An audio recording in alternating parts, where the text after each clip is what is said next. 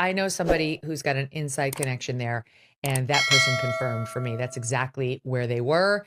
If they were like, this is them on their way to Diana's grave. The one thing that the owner of the estate, Diana's brother, did not want them to do not publicize anything around the grave. But she's a disaster tourist who couldn't help herself. Shocking new figures have revealed the true extent of Meghan Markle's financial disaster with the Was Never brand, as she seems to collapse under the weight of berries. More berries, berries, berries. She's got to sell them, folks. The expiry dates are coming. We'll get to that in just one moment, but first, Megyn Kelly has dropped a bombshell. You know the picture of the children taken at Althorpe, which we knew had disgusted and horrified Prince William? Well, guess what? Megyn Kelly dropping a bombshell with Maureen Callahan on the Megyn Kelly show overnight, revealing that it wasn't just Prince William too. The Spencers also horrified by this privacy breach. Watch. I know somebody who's got an inside connection there, and that person confirmed for me that's exactly where they were. If they were like, this is them on their way to Diana's grave. The one thing that the owner of the estate, Diana's brother, did not want them to do not publicize anything around the grave. But she's a disaster tourist who couldn't help herself. She's such a ghoul, Megyn. She's such a ghoul. And she's a child. With Meghan Markle, don't say the thing you don't want her to do. Don't give her ideas, because she will do it. Royal YouTube sensation Pete Diner with me now on this breaking news. Pete Diner, this is massive from Megyn Kelly, because we knew about the absolute abject horror coming from Prince William about that, but this was no surprise. However, we thought, and maybe in some ways this was quite unfair of us in hindsight, we thought that Earl Spencer had agreed, had given the sort of tacit nod of approval. So the fact that Megyn Kelly is now reporting that he is just as horrified by Meghan's actions means that they have been able to unify both sides of the family, Diana's family, the king and the royal family, in absolute horror. And I think as a result, Maureen Callahan is well within her rights to describe Meghan Markle as a ghoul. I mean, she's the one who isn't related to Princess Diana. P. Dina did not know Princess Diana, does not share Princess Diana's blood. Yeah. To me, it just looks like Meghan wants to capitalize off of her connection to this royal family and to take all the things that are sacred and meaningful to this family and exploit it. I mean, we also have to remember she did the same thing by going by where Diana passed away in that tunnel. So Meghan doesn't have good intentions ever. And if she can do this with, her husband's family, I mean, it just shows you that she will do anything to exploit them. Doesn't matter who they are, So Meghan, I think, is just trying to show that, she's got this connection. She thinks it helps to strengthen her brand. I mean, of course, she has to think that, because why else would she do it? What would be the purpose of doing this? So I think you're just in a world of hurt with anything that Meghan does, because she is going to use it to her own benefit, and you just never know, what is going to be next, because she's always plotting and planning something. Yeah, and I guess the thing is, P. Dina, she's probably realised, okay, this is my one opportunity. I may not get access back to Althorpe after this. We've got to get enough content for the documentary that's planned for next year, but also we have to put out to the world that we have this material. Absolutely. She has to show the world this, because this is her brand. This is how she gets her worth. And she doesn't care what people say when they say no. Her bottom line is, okay, I got to get the shot. This is about me making money. It's not about what I'm told I cannot do. It's always about what she wants to do. Because think of all the things that she was told that she could not do when the queen was alive. she did it anyway. So she'll continue to do it. So no matter what, you've got to put things in black and white. You've got to make her sign that she won't do it. You can't just simply say, don't do this. You've got to have lawyers present. You've got to make it a deal on paper where she signs, because otherwise she'll do it. She doesn't care. 100%. Then we come to the catastrophe of the brand, P. Diner, with these bombshell new figures, but it comes as she just becomes desperate to punt around her berries. This was the new was never pitch, where she's trying to say that it's because it's peak berry season, and that's the reason she's releasing this new berry medley trio. I don't think so, P. Diner. It's actually because the expiry dates are running out, and running out fast. As the Royalist Substack reported, blackberry, raspberry, strawberry. It's late summer here in Britain and over there in California, and the berries are ripe for the picking. Even Meghan, Duchess of Sussex, is getting her hands dirty. As ever, her online store is offering a trio for berry season, 3 jars of blackberry, raspberry and strawberry spread, in a gift as vibrant as the season itself. It's all very, very nice, and only $42. But still, I have to ask, is Meghan spreading herself too thinly? Plus, are the berries really her jam? The video accompanying the As Ever promotion, which we just saw, shows a straw-hatted Meghan picking fruit in a garden in peak berry season, presumably in or near her and Harry's Montecito home. It's very slick stuff. She looks great as ever, but there's something a bit off. As a content professional, I understand the tyranny of deadlines, but really, why do all the berries look so unripe and unjammable? Okay, so we're getting to something now. Why is she trying so hard to flog spreads that should obviously be flying off the shelves by themselves? Well, Alison Boshoff, editor-at-large at the Daily Mail, has offered an explanation that after initial sellouts, Meghan overordered the jam from her suppliers and has been left sitting on a pile of jam nobody wants, and that's heading towards its best by date. Boshoff said Meghan's teas, sprinkles and jams are all due to expire at the same time late next summer, explaining it may seem prosaic, but astonishingly, this jam jar Mageddon could see Meghan's lifestyle brand As Ever face losses of more than $5 million on her jams alone. Those rapidly expiring tins of flour sprinkles could also cost a cool million. To put it bluntly, our analysis of her recent sales figures indicates that there's more chance of King Charles taking a swim in a pool of her homemade conserve than her selling all of her stock in time. So P. Diner, clearly that's why it's like, buy the berries, buy these berries, buy these berries, buy them all together. I mean, there is an increasing desperation coming in the was never sell, and that's before we get to these new bombshell figures. But first, if you're turning 65 in America, Medicare is about to land in your lap and nobody prepares you for it. You pay in your entire working life, right? And then you're suddenly expected to sort through thousands of plans, an alphabet soup of parts, and a mountain of mail. If you pick wrong, it could cost you for years. This is overwhelming, and it is not your fault. So here is the good news. You don't have to figure it out alone. Chapter is the only Medicare advisor that compares every plan nationwide. You talk to a real licensed advisor, not a chatbot, and they will ask you about your doctors, your prescriptions, and your priorities. Then they'll match you to a plan that actually fits your life. No pressure, no sales pitch, and it costs you nothing. One free call under 20 minutes, and you'll walk away with real answers. So call 814-813-4918 and get Medicare right the first time. A real person, a free conversation, and some proper clarity about your Medicare options. That's 814-813-4918. But now, back to the show. Jam jar Mageddon. That is a really great phrase. I mean, look, this woman is sweating bullets with this jam. I mean, yes, she has to sell it very quickly because it's going to expire. And then what? I mean, seriously, Megyn, you can't learn. That's the problem. Had she listened to the people that were advising her, this would have never happened, Dan. And this is the problem with Megyn. She has to learn the hard way. And so she's going to learn by all this money that she has wasted on this jam. She's going to learn the hard way, surely, because it's going to be a complete waste of money. It already is. And it's a big lesson to learn. I mean, how could you? I mean, just think of the other products too. It's not just the jam, it's other things, the sprinkles, the honey, the this woman has gotten in over her head. She thought her brand, her name, her title was going to sell all of these products, and she has completely lost out on everything that she thought was going to be a win for her, and she's learning a very valuable lesson.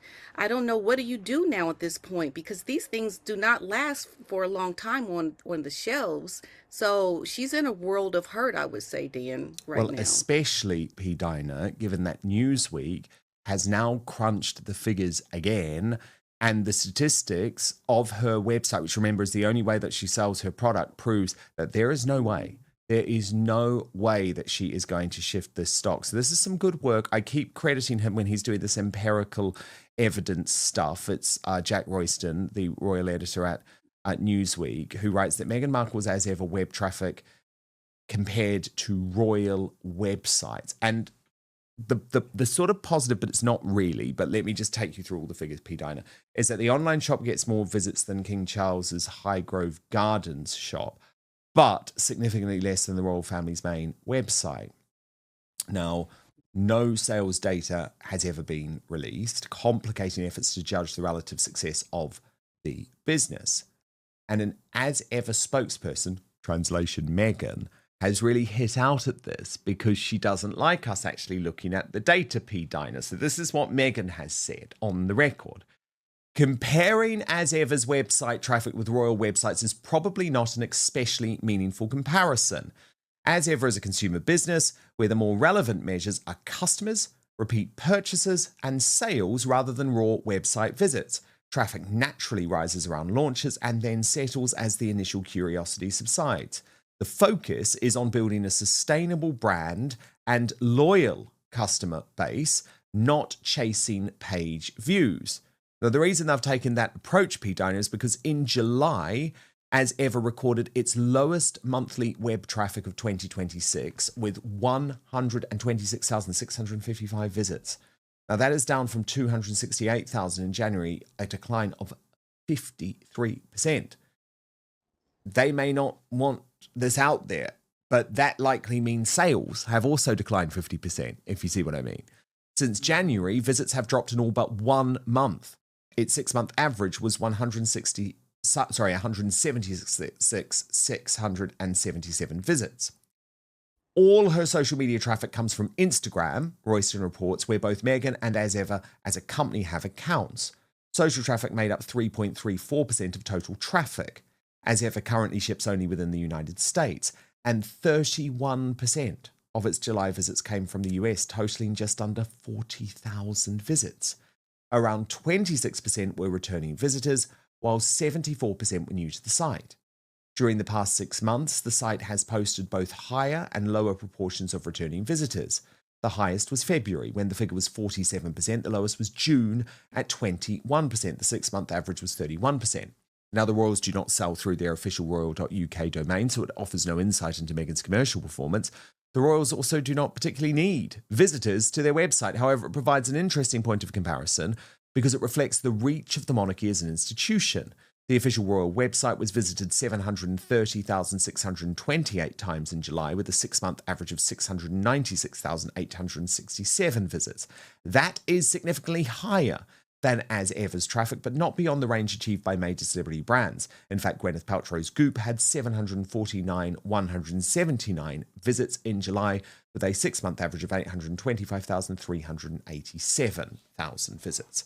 Meghan and Harry also have a personal website, sussex.com, where they post news about their projects, including their charity Archwell Philanthropies. They do not sell products through the site, which serves primarily as an information hub for their projects and activities.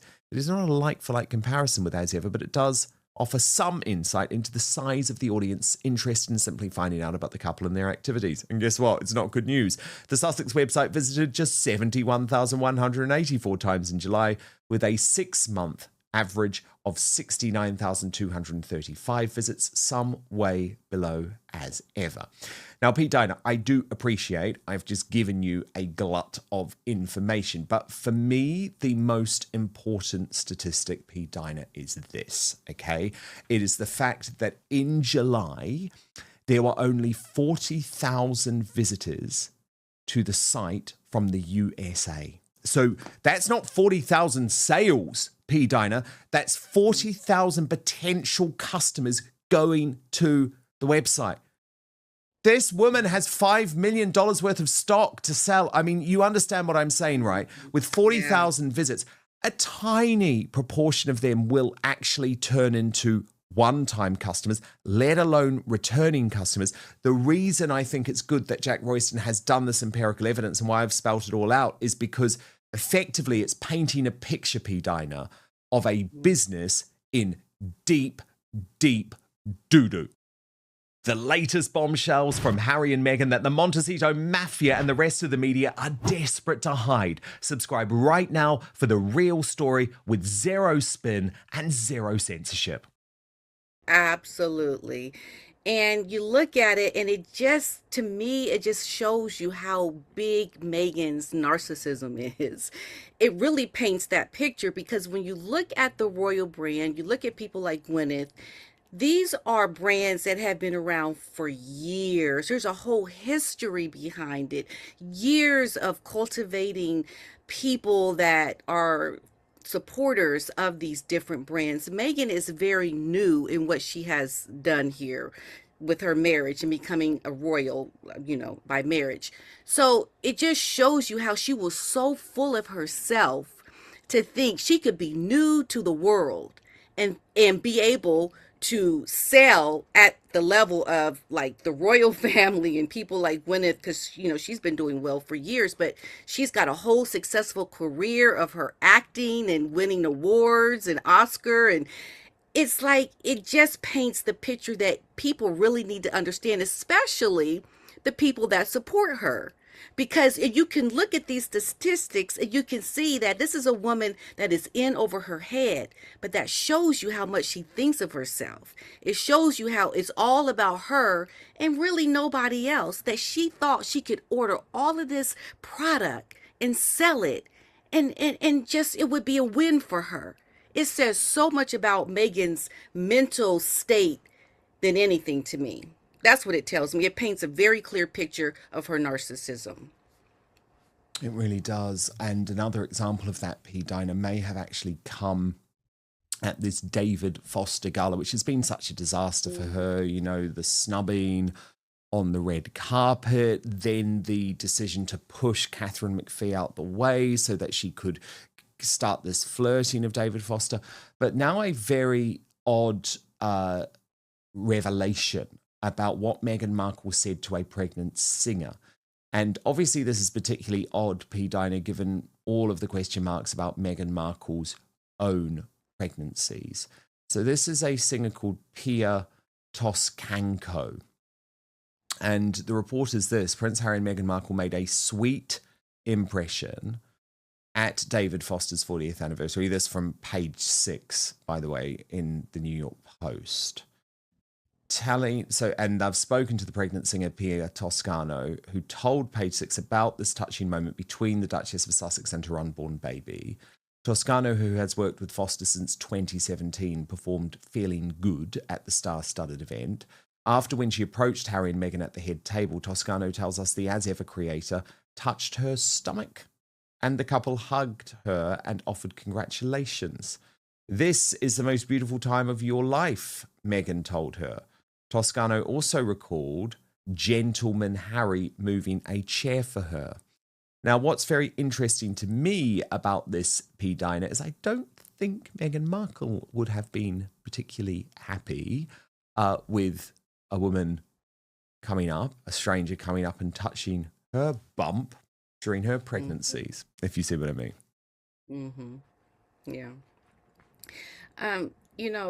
I was thinking about something with Meghan and like how she is perceived by people. And a lot of times there's always something to say that Meghan did. Like there's always something because she's always doing things that are just completely unreasonable, And I looked at, how she's had falling outs with Kardashian, the mom, and she's also had falling outs with Martha Stewart and now David Foster.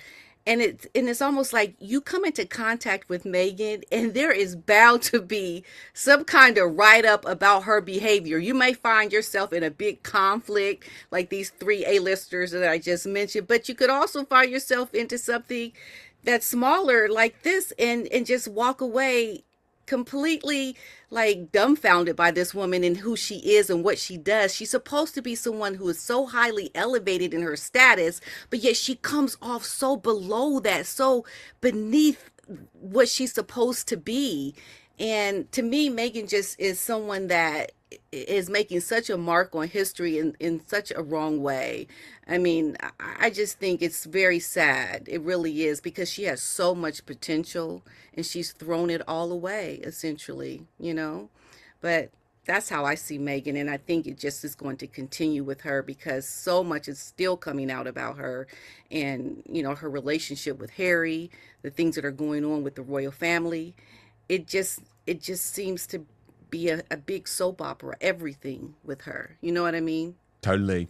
Totally, because we saw it, didn't we? I mean, David Foster did snub her. Like, when you see the footage, P. Diner, it's like you can't deny that he was not blinded by camera flashes. He just didn't want to speak to her. It was abundantly clear. We know there's not much love lost between them. She hates the fact, not that he snubbed her, but that the world has seen that he snubbed her. So forces him into this embarrassing statement to People magazine. And again, the lesson to other high-profile individuals, P. Diner, is just, this is why we don't get involved. It's mortifying. Stay away from this woman. She is going to draw you into her drama and her ego, because I can't imagine that this man would have even thought twice about having to write a statement. I think it came from Meghan, her people, and he was forced to do it because I think Meghan was just so mortified that, oh my goodness, an A-lister is snuppy and now it's in slow-mo and people are really seeing what happened.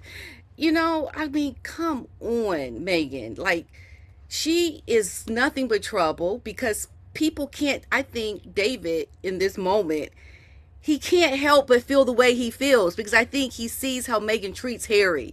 I think it was not intentional so much, but I think it was just a feeling that, oh, here she goes again. She's trying to, you know, choreograph where I'm supposed to be. You know, this is my event. Who are you? You know, and it's an insult, okay? So people just, there's a thing about Meghan that brings out the worst in you, and sometimes it's not intentional, but it's just like the feeling overtakes you, and your emotions are seen for the whole world, and now you're caught up into a media storm because, you know, of how you're feeling, which you probably didn't mean that to happen, but it happened. And now you're having to write a statement, exclusive articles now about, you know, what was really happening, which we know is a lie. So now you're forced to lie about your feelings, you know. Meghan is a disaster, okay? Just don't invite her, stay away, because you will be caught up into her ghetto drama. That's what I think. Exactly. You will be caught up into her ghetto drama. Exactly. And who wants that? Well, actually, P. Diner, a whole load of people don't want that, including some very surprising names. Some of them we know, Serena Williams, Beyonce, but perhaps the most surprising, her previously biggest sycophantic supporter, a certain Jamie Kern-Lena, you know, the woman with the very odd voice. So, Pete Diner, what we're going to do is get into this and what's really going on with Meghan's vanishing bunch of A-list friends, but we will do so over on the Substack. You can join us there at www.outspoken.live. Paid monthly and annual subscribers get first access to the Royal Uncancelled After Show with no advertising whatsoever.